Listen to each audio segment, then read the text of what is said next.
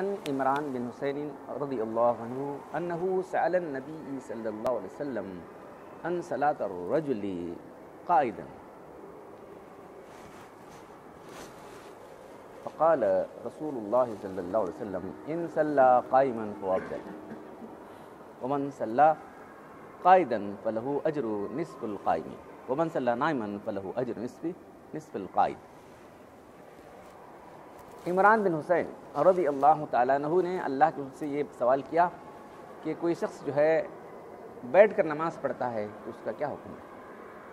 تو اللہ نے فرمایا کہ جو ہے بہتر یہ ہے کہ آدمی کھڑے ہو کر نماز پڑھے، یہ افضل اس کے لیے۔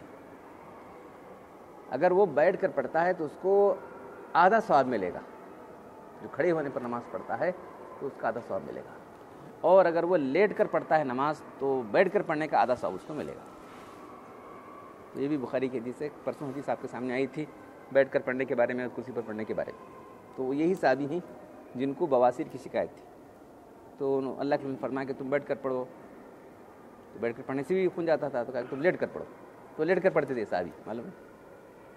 اب وہ زمانے میں کیا علاج تھا، کیا علاج جانے، کوئی بواسیر کے لیے بیٹھ کر پڑھو تب تعجب ہوگا، وہ نہیں، ہر زمانے کے علاج کیا ہے، جو ہے فوراً تھوڑا سا چھوٹا آپریشن کر لیا تو وہ ختم ہو جائے گا، تو پتہ نہیں کیا اس زمانے میں طریقے علاج تھے، معلوم نہیں۔ تو سو کر پڑھنے سے، لیٹ کر پڑھنے سے، اور وہ بھی ایک پہلو پہ لیٹ پڑھتے تھے، وہ چیت بھی لیٹ نہیں سکتے تھے۔ تو اب انہیں نے سوال کیا اللہ کے رسول، کوئی آدمی اگر بیٹھ کر پڑھ رہا ہے تو کیا ہے؟ تو یہ نفل نمازوں کے بارے میں قدرت کے باوجود، اب پہلی سب سے اہم سوال یہ بات سمجھنا ہے ہم کو کہ کوئی آدمی ٹھہر کر پڑھنے کی جو ہے استطاعت رکھتا ہے، اگر بیٹھ کر پڑھے نماز ہی نہیں ہوگی اس کی، فرض نماز کے تعلق سے جہاں تک بات ہے، جو آدمی ٹھہرنے پر اور جو نماز ادا کرنے کے طریقے ہیں، رکوع سجدہ کرنے پر قادر ہے، تو اگر وہ بیٹھ کر پڑھے گا تو نماز ہی نہیں ہوگی، یاد رکھو، سستی سے یا سہلنگاری سے، کچھ لوگ کرسیاں کی کرسی بیٹھ جاتے، وہی اس میں لکھا ہے، اچھی کرسیاں رکھتے ہیں، جا کے لوگ کرسی میں بیٹھ جاتے ہیں، وہ سب کچھ لوگ معذور لوگوں کو دیکھ رہے بھی کرنے لگتے ہیں۔ تو اگر اس کو اب وہ استطاعت ہے کہ نہیں، ایک تو پرسوں بیان کیا تھا وہ کتاب کی روشنی کے ذریعے، جو ہے ایک تو حقیقتاً استطاعت نہیں، دوسری حکماً شریعت کے حکم کے لحاظ سے اس کو استطاعت نہیں، تو وہ خود فیصلہ ڈاکٹر کہہ سکتا ہے یا خود بھی فیصلہ کر سکتا ہے، بیٹھنے کے بعد گر گیا کیا کر سکتا ہے، ٹھہرنے کے بعد گر گیا، کوئی ڈاکٹر بولے نہ بولے اب گر گیا کیا کر سکتے ہیں، لازماً وہ آدمی جو ہے اسی حکم میں ہے۔ تو اب یہاں وہی پوچھ رہے ہیں کہ جو ہے یہ نفل نمازوں کا حکم ہے، نفل نمازیں قدرت کے باوجود بھی آدمی بیٹھ کر پڑھ سکتا ہے، اب یہ مسئلہ ہے یہاں سے، جو نفل نمازیں ہیں اگر بیٹھ کر ٹھہر کر پڑھنے کی استطاعت ہے اس کو، اس کے باوجود بھی بیٹھ کر پڑھتا ہے تو اس کا آدھا ثواب ملے گا، لیٹ کر پڑھے گا تو اس کا بیٹھنے کا آدھا ثواب ملے گا۔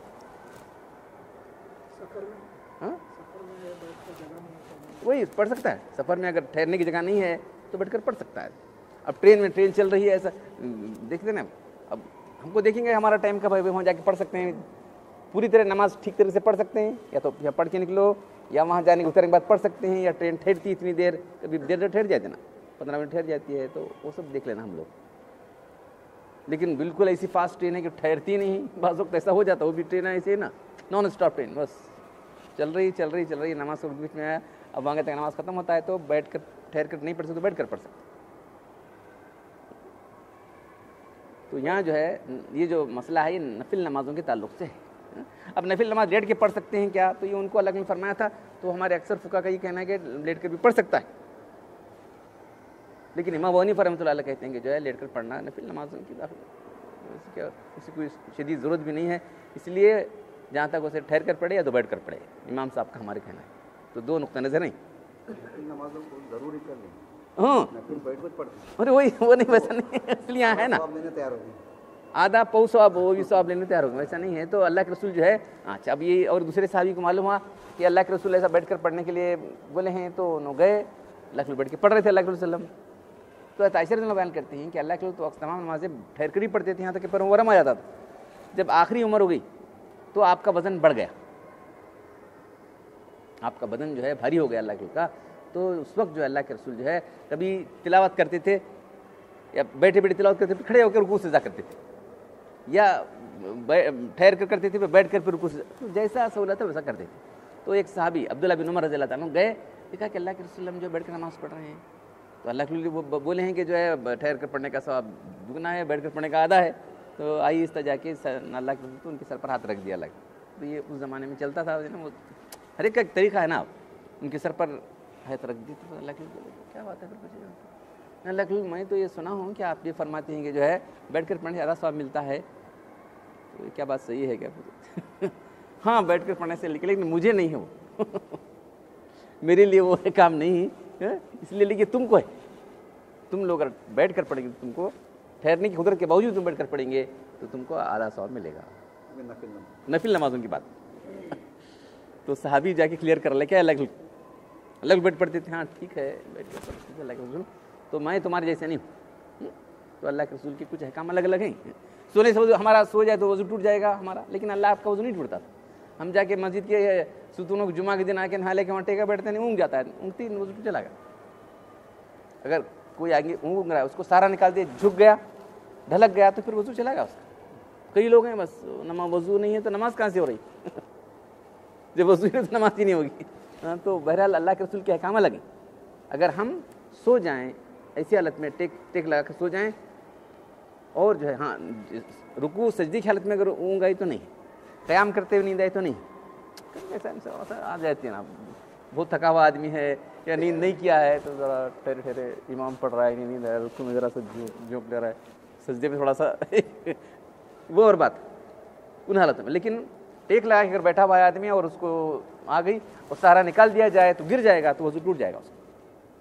لیکن اللہ کے کا سو جانے کے باوجود بھی آپ کا وضو نہیں ٹوٹتا تھا. آپ صبح کی نماز سنت پڑھ کے سو جاتے تھے، خراٹے میں اللہ کے خراٹے میں سنتی تھی اللہ کے، پھر بلا اللہ کے جگاتے تو پھر آپ کے چلے جاتے تھے اللہ کے. تو بہرحال یہاں بھی جو ہے یہ جو اللہ کے بیٹھ کر پڑھا کرتے تھے تو اس میں جو ہے آپ کو تو ثواب پورا ملتا تھا لیکن امت کو ثواب پورا نہیں ملتا باوجود قدرت کے. جو قدرت نہیں رکھتا ہے تو وہ اس کو پورا ثواب ملے گا. یہ دیکھو فرض کو بیٹھ کر پڑھنے میں پورا ثواب ملے گا، نفل بیٹھ کر پڑھنے میں پورا ثواب ملے گا. یہ جس کو استطاعت نہیں ہے، اب استطاعت کا فیصلہ جو ہے یا تو ڈاکٹر کرے گا یا خود کرے گا. اب جو بڑے مفسر شفیع صاحب رحمۃ اللہ علیہ آخری عمر کے اندر بیمار ہو گئے، ڈاکٹر سے بولے کہ آپ روزہ چھوڑ دو. ان کا دل نہیں مان رہا تھا روزہ چھوڑنے کے لیے تو بولے کہ میں روزہ رہتا ہوں، تکلیف تو چھوڑ دوں گا. بہت تکلیف ہوگی، چھوڑ دینا پڑا. کیا کہاں تک لوگوں نے اپنے آپ کو یہ کیا دیکھا. ڈاکٹر بولے سب ڈاکٹر بولے نہیں جیسی کمزوری میں کیا روزہ رہتے ہیں بیمار آدمی. نہیں میں رہتا ہوں، اگر اس کے بعد میں دیکھوں گا تکلیف ہے تو میں چھوڑ دوں گا. تو بہرحال جو ہے یہ دو چیزیں ہیں. تو استطاعت اور شریعت میں جو ہے ہر ایک کے لیے اللہ تعالیٰ نے سہولتیں رکھی اس لیے. اور قرآن کا جو بنیادی اصول ہے لا یکلف نفسا الا وسعہا، کسی جان کو اس کی برداشت سے بڑھ کر اللہ تعالیٰ بوجھ ڈالتے. لا یکلف نفسا الا وسعہا، کسی بھی جان کو اس کی برداشت سے بڑھ کر اللہ تعالیٰ بوجھ ڈالتے.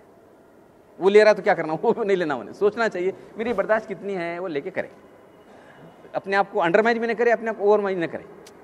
کچھ لوگ کر سکتا ہے وہ چپ وہ بھی نہ کرے. تو وہ صحیح فیصلہ کرے. صحیح فیصلے کے لیے تو ڈاکٹر سے لے مشورہ لے یا اپنا خود جو ہے ایسا تجربہ ہو جائے. تو میری استطاعت نہیں ہے، یعنی ایک ہی مسئلے میں نہیں بلکہ تمام. اب جب بواسیر کو چھوڑ دیتے تو اللہ کے بواسیر کو بول دیے تھے. اب بواسیر کیسا جی کر آپ یہاں ہم سوچتے ہیں بواسیر والے کیا ہوتا ہے کہ خون مسلسل خون جاتا تھا تو آپ نے فرمایا تھا. تو کئی سال ایسا پڑھتے رہے، وہ بھی ایک دن دو دن کی بات نہیں، مسلسل کئی سال پڑھتے رہے مسائل. تو کون سی بیماری کے لیے کیا کرنا چاہیے، کیا احتیاط کرنا چاہیے، ایک لگا بندہ اصول نہیں بنا سکتے ہم لوگ. اس لیے اس کتاب میں بھی لکھا ہے انہوں نے کہ جو ہے جو معذور ہے اس کے لیے ہم لگا بندہ اصول بنا سکتے نہیں. جو صحت مند آدمی ہے انہیں ایسا ٹھہرے بھائی ایسا کرے برابر یہاں بندے وہ کرے، یہ سب لگائیں گے. اب جو معذور ہے اس کے لیے لگا بندہ قانون ہے تو اور ادھر پر پریشانی ہو جائے گی. تو جو ہے اس لیے اس کو کچھ فلیکسیبلٹی دی گئی ہے دھیرے دھیرے. تو جہاں تک وہ معذور ہے وہاں تک وہ یہ ہے، جہاں تک وہ قادر ہے وہاں تک وہ کرے. تو اللہ تعالیٰ ہم کو دین کے کام جاننے اور عمل کرنے کی توفیق عطا فرمائے. الحمدللہ رب العالمین والصلاة والسلام علی رسول الکریم. ربنا آتنا فی الدنیا حسنۃ وفی الآخرۃ حسنۃ وقینا عذاب النار. ربنا ظلمنا انفسنا وان لم تغفر لنا وترحمنا لنكونن من الخاسرین. ان اللہ وملائکته یصلون علی النبی یا ایھا الذین آمنوا صلوا علیہ وسلموا تسلیما.